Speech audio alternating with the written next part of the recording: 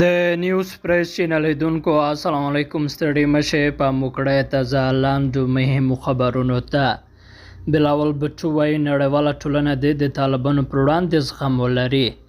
د پاکستان د بهرنیو چارو وزیر بلاول بټو زردري له نړیواله ټولنه غوښتي چې د طالبانو پر وړاندې زغم ولري او ګډ کار ورسره وکړي. ښاغلي زردري له اسوسییټډ پریس خبري اژانس سره په مرکه کې غوښتنه کړې چې متحده ایالات د له طالبانو سره په مستقیم ډول ګډ کار وکړي. زردري د افغانستان د هغو شتمنیو د ازادېدو غوښتنه هم وکړه چې امریکا کنګل کړي دي او ویلي دي چې دا پیسې د طالبانو نه بلکې د افغانستان د خلکو دي.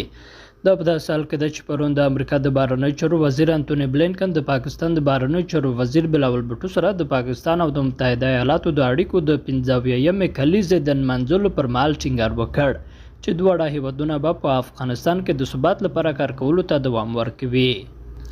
او حقانی وایي پوهنتون او مدرسه دواړه یو او د یوې موخې لپاره دي.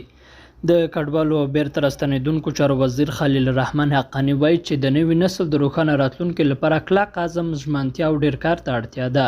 هغه ټینګار کړی چې پر عصري علومو سربېره دیني علومو ته د هم پاملرنه وشي ترڅو داسې نسل وروزل شي چې دین او هېواد دواړو ته ژمن وي.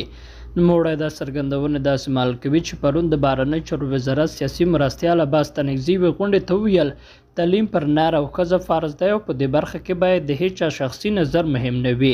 هغه د نجونو د زده کړې پر مخالفینو دا غږ هم وکړ چې که کوم دلیل لري راوړاندې دي شي. خو تر هغه وروسته په همدې غونډه کې د امر بالمعروف وزیر شیخ محمد خالد حنفي وویل چې دنیوي تعلیم مباح او که څوک یې د اسلامي نظام لپاره کوي نو مستحب دی. د حنفي او ستنګزي د خبرو پر خواله رسنیو کې هم غوغا جوړه کړه. درنو لیدونکو له ملتیا مو مننه.